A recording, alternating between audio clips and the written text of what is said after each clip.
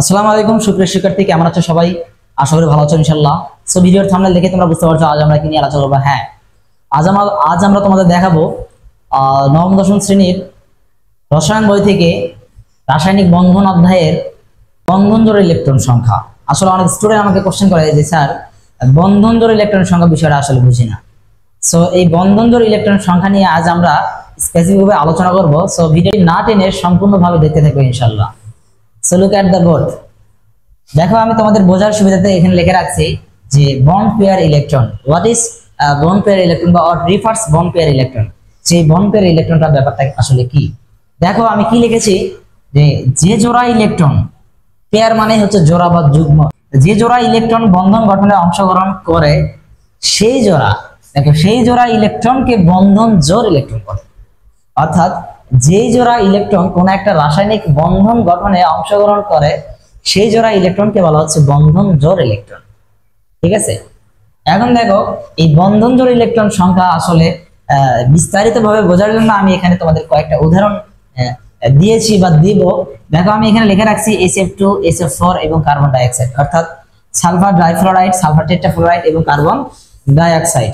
So আমি এখান থেকে তোমাদের একটা উদাহরণ বুঝিয়ে দেব এবং এই উদাহরণের মধ্যে দিয়ে তোমরা বুঝতে পারবা যে বন্ড পেয়ার বা বন্ধন জোড় ইলেকট্রন সংখ্যা আসলে কি।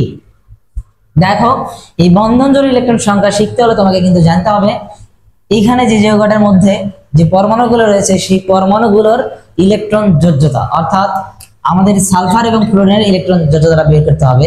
তোমরা জানো যে ইলেকট্রন যোজ্যতা কিন্তু বের করা যায় ইলেকট্রন কনফিগারেশন বা ইলেকট্রন বিন্যাসের মাধ্যমে। সো আমি দেখো এখানে সালফারের ইলেকট্রন বিন্যাসটা দেখাচ্ছি তোমাদের। কি লিখলাম? দেখো সালফার, আমরা জানি সালফারের ইলেকট্রন সংখ্যা হচ্ছে 16। সো আমরা ইলেকট্রন কনফিগারেশন করতেছি। দেখো শোনো শোনো প্রিয়া, শোনো প্রিয়া। মনে রাখবা ইলেকট্রন কনফিগারেশনটা এক এক টিচাররা এক এক রকম করে করতেই পারে বা এক এক স্টুডেন্ট এক এক রকম করে করতেই পারে। সো তোমাদের যেটা আসলে বোধগম্য তোমরা সেটাই করবা। That's it. তো লক্ষ্য করো 2 4 10 দিয়ে 12 আর 4 হচ্ছে 16। সো আমরা এই ইলেকট্রন যোজ্যতা আমরা প্রধান শক্তি স্তরগুলো যদি নির্বাচন করি, দেখো এটা হলো কি শেল, এটা হচ্ছে এল শেল, দেন এটা হচ্ছে এম শেল।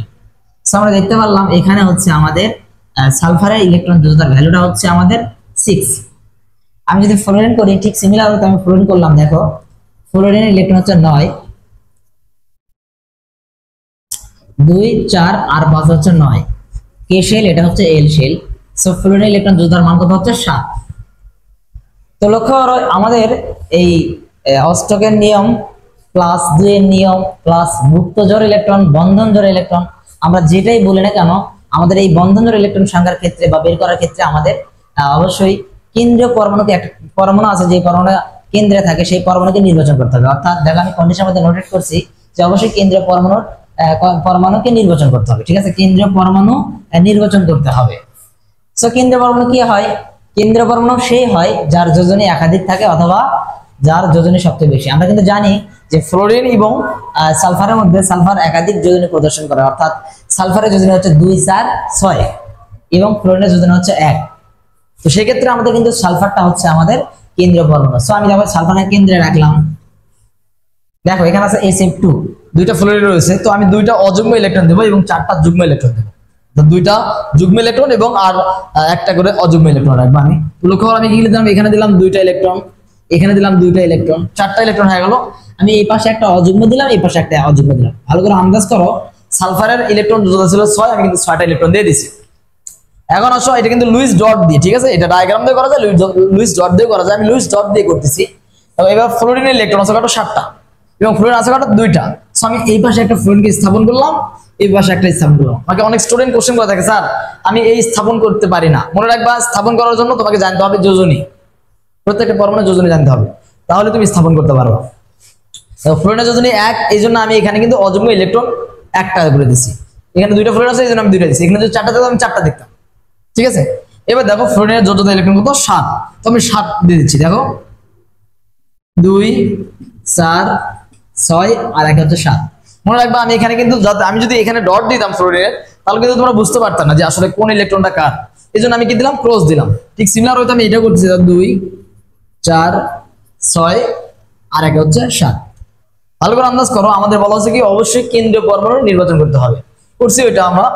এখন আমাদের যে বলা আছে যে জোড়া ইলেকট্রন বন্ধন গঠনে অংশগ্রহণ করে, জাস্ট শুধুমাত্র বন্ধন গঠনে অংশগ্রহণ করে, সেটাই হচ্ছে তার বন্ধন জোড়া ইলেকট্রন সংখ্যা। ঠিক আছে, তো লক্ষ্য করো এখানে কিন্তু আমাদের এই যে ফ্লোরিনের এই ইলেকট্রনটা সালফারের এই ইলেকট্রনের সাথে বন্ধন গঠন করছে, অর্থাৎ আবার ঠিক সিমিলার ওয়েতে ফ্লোরিনের এই ইলেকট্রনটা সালফারের এই ইলেকট্রনের সাথে কি করছে, বন্ধন গঠন করছে। অর্থাৎ এই দুইটা ইলেকট্রন কি করছে, ইলেকট্রনটা সালফারের ইলেকট্রনের সাথে ফ্লোরিনের ইলেকট্রন শেয়ার করছে, শেয়ারের মাধ্যমে আরেক কিছু বন্ধন গঠন করছে।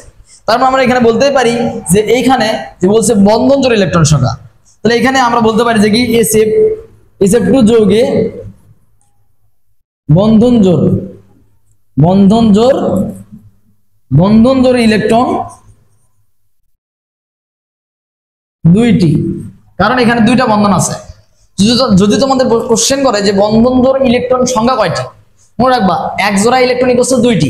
তার মানে SF2 যৌগে বন্ধন জোড় ইলেকট্রন সংখ্যা, যদি কখনো সংখ্যার কথা বলে তাহলে আমাদের বন্ধন জোড় ইলেকট্রন ছিল দুইটি, তাহলে 2 গুণন হচ্ছে 2, দ্যাট মিন্স কয়টি, 4টি। তাহলে তোমরা কিন্তু এইভাবেই করতে পারবা, আশা করি বুঝতে পারছো।